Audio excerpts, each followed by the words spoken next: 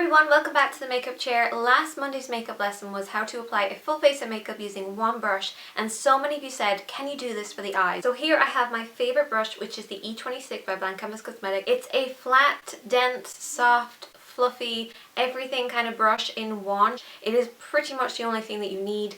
I really hope you guys enjoy this. I'm going to show you guys how to do this look step by step.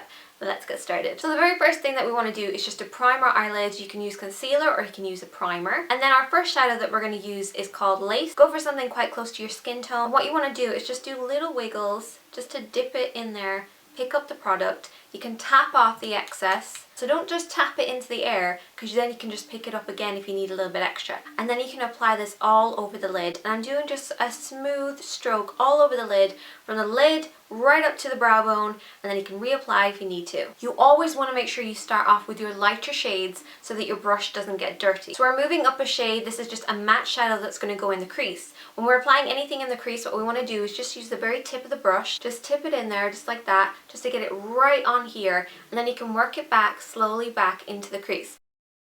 Holding your brush correctly can make a huge difference to your application. You want to hold the brush quite far up so you don't have a lot of movement and you're just really concentrating in one area. Then you want to move down the handle a little bit, and then you have a little bit more of a motion over and back. Move down a little bit more and you just get freer motion as you move down. Sometimes I literally hold it by the very tip of the brush and I'll just work it over and back, because you get a very soft little motion, frees up all these little bristles to kind of move softly and get kind of an airbrushed effect. Now we're going to move on to our darkest shade. Once again, we're just getting the very tip of the brush in here just to pick it up very lightly, and we're going to work this on the outer corner and then into the crease. Now I'm holding it quite far up because I want to make sure I'm getting it right into the crease. Hold it down a little bit further and just work it over and back, because when you first apply it you're going to get a lot of pigment, and then when you move the brush down lower you're not going to have too much product on here, so you can get a softer motion and you're just going to blend what's already been applied. Now I want to warm up the crease a little bit, and this is just going to give us a nice warm blend. This is going higher than our darker shade.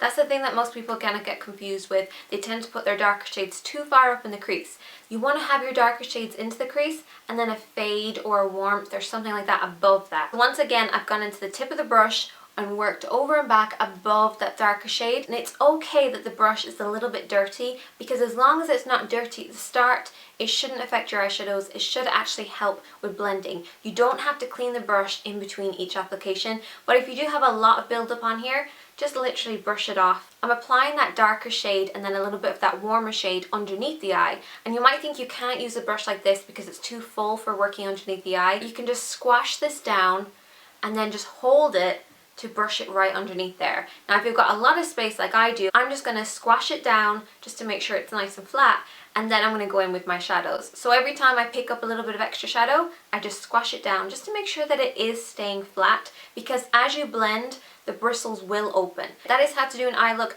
using just one brush. If you'd like to suggest any other videos, then you can just leave a comment, because I love hearing from you guys. You can also check the videos up here. Bye. This is the E26.